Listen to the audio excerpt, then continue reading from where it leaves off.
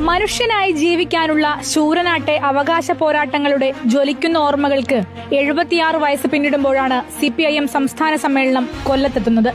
1948 കാലഘട്ടം. പറവൂർ TK നാരായണപിള്ളയായിരുന്നു അന്നത്തെ മുഖ്യമന്ത്രി. ദിവാൻ CP തിരുവിതാംകൂറിലെ പ്രതാപി. രാജ്യത്തിന് സ്വാതന്ത്ര്യം കിട്ടിയിട്ടും പാവപ്പെട്ടവരെ കണ്ടത്തിൽ ചവിട്ടിത്താഴ്ത്തിയിരുന്ന കാലം. പോലീസും കോടതിയുമെല്ലാം ഉണ്ടെങ്കിലും ജന്മിയുടെ പക്ഷം. മുണ്ട് നീട്ടിയൊടുക്കുന്നതിനും ഷർട്ടിടുന്നതിനുമുള്ള അവകാശം ജന്മിക്ക് മാത്രം. കാളയ്ക്ക് പകരം മനുഷ്യനെ നുകത്തിൽ പൂട്ടിയും തൊഴിലാളികൾക്ക് കുഴികുത്തി കുമ്പിളിൽ കഞ്ഞി വിളമ്പിയും അഹങ്കരിച്ച നാടുവാഴിത്തത്തിന്റെ വേരറക്കുകയല്ലാതെ മറ്റു മാർഗമില്ലെന്ന് തീരുമാനിച്ച യുവാക്കൾ. സംഘടിച്ചെത്തിയ കർഷക തൊഴിലാളികൾക്കും കൃഷിക്കാർക്കും നാട്ടുകാർക്കും കരുത്തു പകർന്നത് കമ്മ്യൂണിസ്റ്റ് പാർട്ടി. തോപ്പിൽ ഭാസിയും R ശങ്കരനാരായണൻ തമ്പിയും അടക്കമുള്ളവർ നേതൃത്വമായി.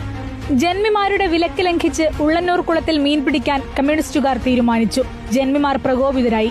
1949 ഡിസംബർ 31 നാട്ടുകാരും പോലീസും ഏറ്റുമുട്ടി. തുടർന്ന് കമ്മ്യൂണിസ്റ്റ് പാർട്ടിയെ നിരോധിച്ച മുഖ്യമന്ത്രി നേരിട്ടെത്തി ശൂരനായ